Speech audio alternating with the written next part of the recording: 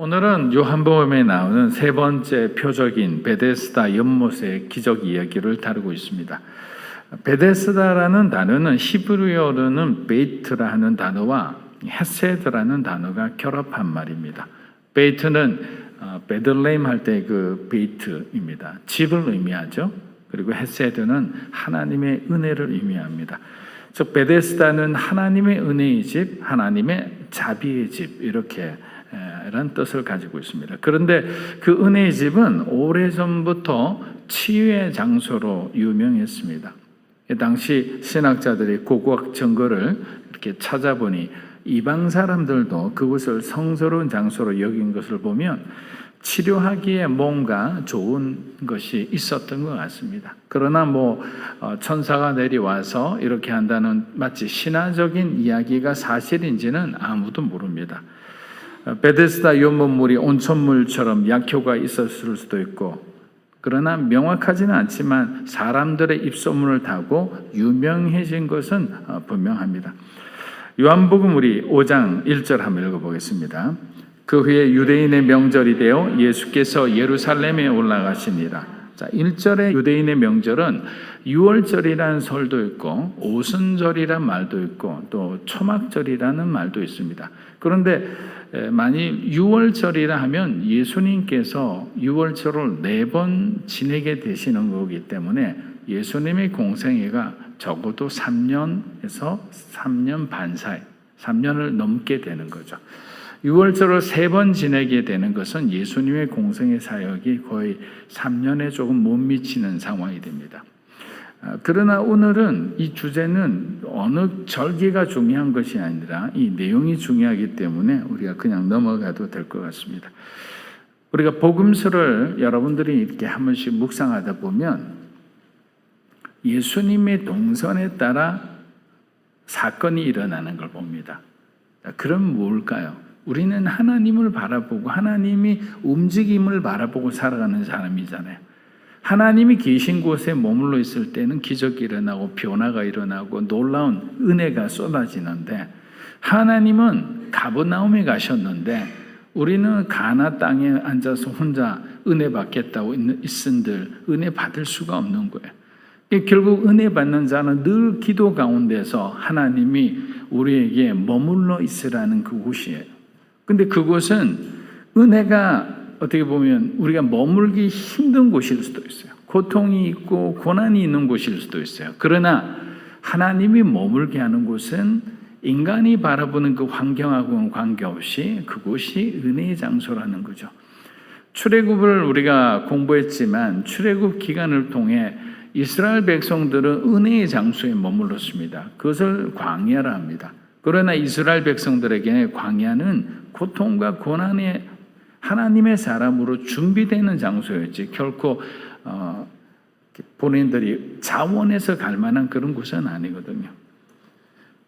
항상 하나님께서는 움직임을 통해 우리에게 우리가 가야 할 방향을 제시하고 또 그 사건에서 일어나는 그 사건의 메시지를 통해 우리가 무엇을 바라보고 살아가야 되는지, 우리에게 어떤 깨달음이 필요한지를 항상 때마다 찾는 자들에게 필요한 것을 주시는 좋으신 하나님이십니다.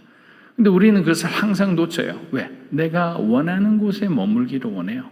내가 지금 가지고 싶은 곳을 향해서 달려가기 때문에. 그러니까 신앙이라는 것은 결국 자기 자신을 얼마나 다스릴 수 있느냐라는 문제죠. 하나님 앞에 자기를 잘 절제하는 사람은 주님이 가시는 길, 그 길을 따라서 우리에게 주신 사명을 다한다. 예수님께서 말씀하신 그대로요. 자기를 부인하고 자기 십자가를 지고 나를 따르라 했잖아요. 그러니까 결국 나를 따르라는 것은 주님께서 저와 여러분에게 이미 벌써 우리가 가야 할 방향을 분명히 제시하신 것이다 라고 할 수 있습니다. 오늘은 무슨 일로 예루살렘에 올라가시는지 제자들은 기대 반 우려 반으로 예수님을 쫓아갑니다. 왜 기대 반 우려 반일까요? 예수님께서 자꾸만 예루살렘의 이 정권을 가진 이 기독권 정인 바리새인과 서기관을 자극하는 발언을 하시니 아직 성령 받지 않은 이 제자들 입장에서는 이러한 상황이 불편할 수밖에 없습니다. 때로는 두렵게 느껴지죠. 왜? 아직까지도 지금 이 시점은 예수님의 기적을 또 예수님의 말씀을 충분히 제자들이 이렇게 듣지 않았던 공생의 초기 일이기 때문에, 그러나 그들이 1년, 2년 주님과 함께하는 시간이 지나면 지날수록 그들의 믿음은 자라게 되죠.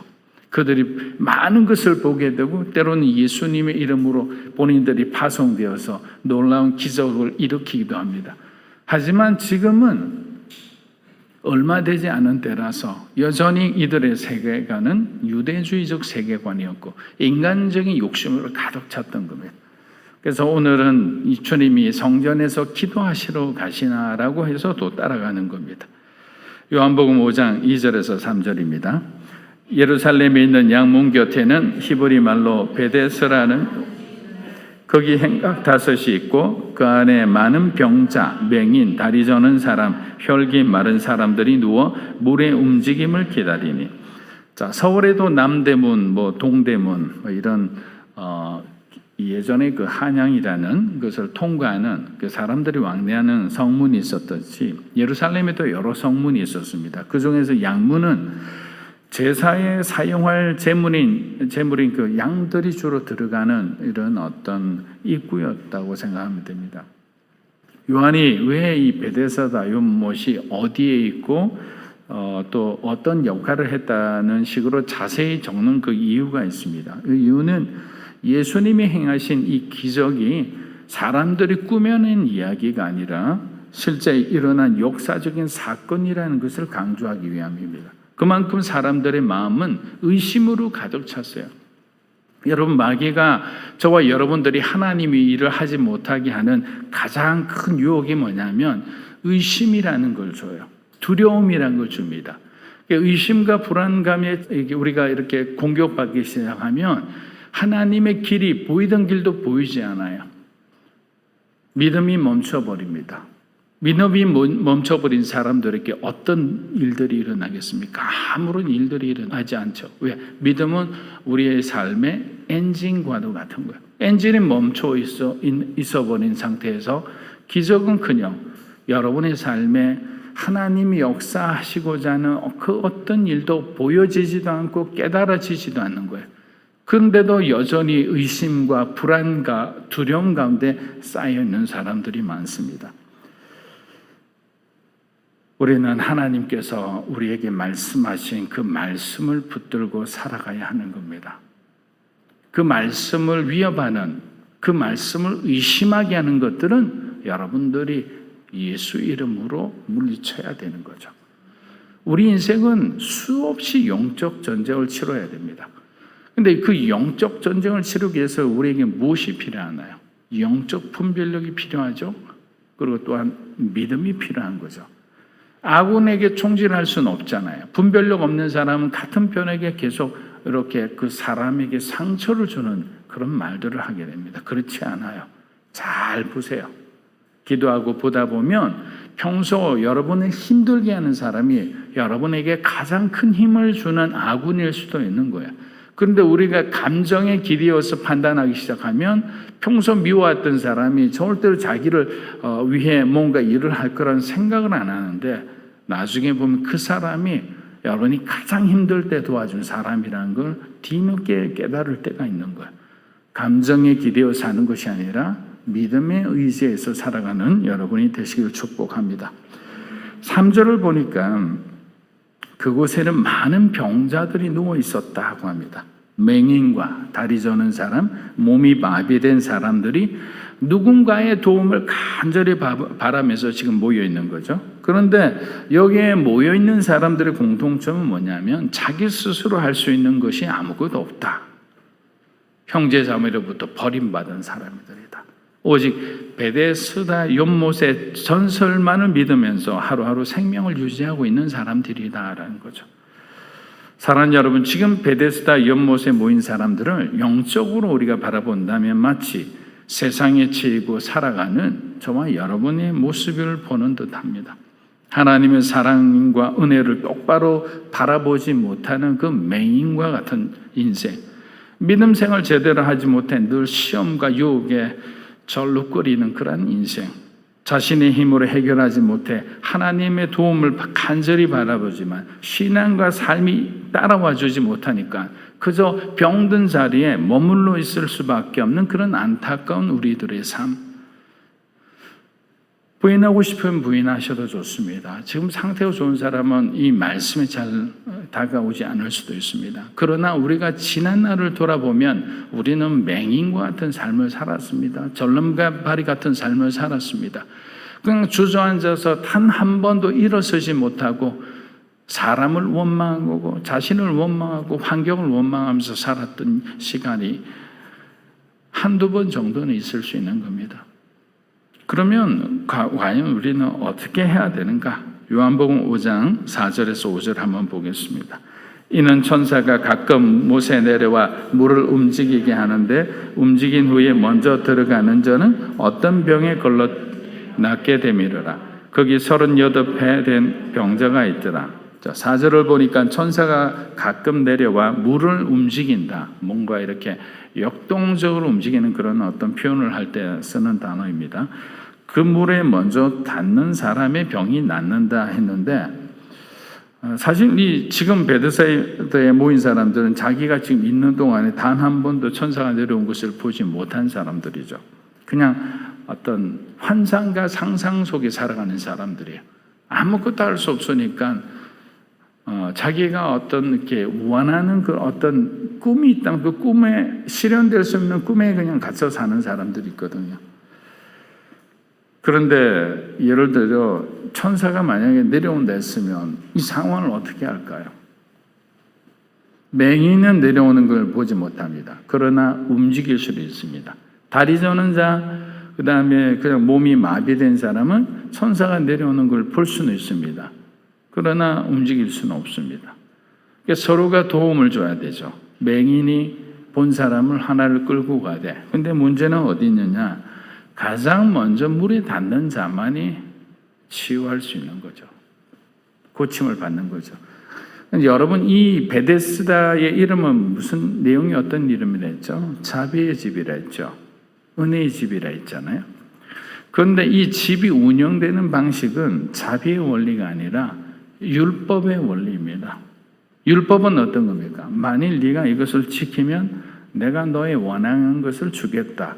항상 조건을 합니다. 그 율법의 조건을 충족시키지 못하면 이렇게 30년, 40년 그곳에 머물게 되는 거죠. 머문다고도 어떤 사정을 봐주느냐, 봐주지도 않죠. 그냥 그대로 방치된 채 살아가는 것이 율법이 주는 그 매정함이죠. 무정함이죠.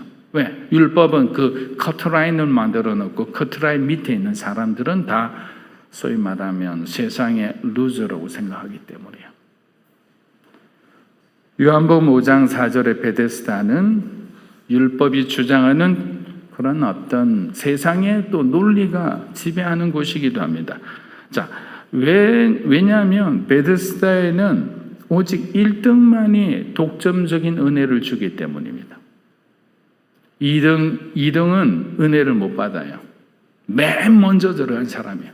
여기서 우리는 세상의 넘버원의 어떤 세상적인 가치가 베데스다를 하나님의 집을 지배하고 있다는 것을 볼 수 있어요. 교회가 자비와 사랑의 집인 교회가 돈 많고 힘 있고 영향력 있는 사람들로 다 그냥 채워진다 생각해 보세요. 어렵고 힘든 사람이 왔을 때 그 사람을 돌보지 않고 바로 지금 한국 교회 안에 뭔가 이렇게 타락한 교회가 있다면 이 베데스다 연못의 모습과 똑같다라고 얘기할 수 있는 거죠. 가난한 사람, 외로운 사람을 돌보고 그들에게 필요를 채워주고 그들의 아픔과 그들의 병든 것을 낫게 해줄 생각은 안 하고 그냥 율법적으로 당신이 죄가 있기 때문에 이런 병을 얻었다. 왜냐하면 당시 유대인의 사고방식은 지난주 수요일 설교 때도 제가 말씀을 드렸지만 복을 받았다는 것은 하나님 앞에 복은 결국에는 하나님의 은혜를 받는 것과 똑같은 거예요. 그러면 부자가 아닌 사람은 주님 앞에 뭔가 죄가 있기 때문에 그들이 가난하다고 생각했기 때문에 그 생각의 어떤 그 흐름이 지금 베데스다에서도 똑같이 통용되고 있는 거예요. 주님은 그것을 원하시지 않죠. 율법과 세상의 논리가 지배하는 이 베데스다를 뒤엎기를 원하신 거죠. 새롭게 하기를 원하시는 거죠. 저와 여러분 안에 이런 잘못된 어떤 세상 논리, 어떤 율법적인 생각과 가치관을 갖고 있다면 하나님은 그것을 이렇게 벗겨내기를 원하시죠. 자비와 은혜와 사랑이 흐르는 사람이 되기를 원하시는 거예요. 여러분 안에 사랑과 은혜가 넘치는 그런 믿음의 삶이 되기를 주의 이름으로 축복합니다. 베데스다는 소망이 끊어진 죄인들의 장소였습니다. 여러분 5장 1절을 딱 보는 순간에 무슨 생각을 할까요? 예수님께서 성전에 올라오셨다 하면 당연히 기도하러 가실 거 아니에요. 다들 그렇게 생각하죠. 근데 우리 예수님은요, 예루살렘에서 가장 외롭고 고단하고 힘든 사람을 찾으러 오셨어요. 성전에 먼저 가지 않고요, 베데스다에 와서 그 38년 된 병자를 비롯해서 거기 소망 없이 살아가는 사람을 찾아오셨어요. 이것이 예수님이 이 땅에 오신 이유예요. 바리새인과 서기관들처럼 교회에 오면 많은 사람에게 보이게 금식한 모습으로 가서 거룩하게 성전에서 기도하지 않으셨어요. 힘든 사람을 찾아가서 무엇이 힘드냐고 물으시고 네가 낫기를 원하느냐고 물으신 게 예수님이에요. 그것이 바로 이 교인된 성도된 하나님의 성도된 우리들이 해야 할 마음가짐이죠. 주님은 베데스다에 있는 그 사람들에게 가셔서 이제 대표되는 그 38년 된 그 병자를 찾아가서 그 사람과 대화를 나눕니다. 여러분 38년이란 시간은 얼마나 그동안 힘들고 어려운 시간을 보냈는지 상징적인 숫자죠. 실제 그런 어떤 시간을 보냈겠지만 우리 신명기 2장을 보면 이스라엘 백성들이 광야에서 몇 년 동안 헤매고 다녔는지 이야기를 하느냐면요, 38년이랍니다. 왜냐하면 실질적인 광야 생활은 시내산 약속을 받은 후에부터 이제 광야 생활의 본격적인 훈련에 생각하면 됩니다. 왜냐하면 가데스 바네에서 그 정탐꾼 사건이 일어난 다음부터 하나님이 분노하시면서 이들의 어떤 하나님을 믿지 않는 그런 어떤 불신앙을 보고 이제 너희들 중에서 20세 미만은 약속의 땅에 가지 못하리라 해서 거기부터 사실은 38년의 광야 시간이 시작된 거죠. 그렇다면 가데스 바네아의 사건이 없었다면 그들은 바로 약속의 땅으로 갔을 수도 있어요. 그러나 하나님이 그들의 믿음을 보시니 이 사람들이 바로 약속의 땅에 가면 이 사람들 정말 사고칠 친구들이다. 그래서 38년이라는 광야의 시간 동안에 하나님이 어떤 분이신지 하나님과의 그 언약 관계에 있는 모든 것을 배울 수 있는 그런 축복의 시간을 주셨던 겁니다.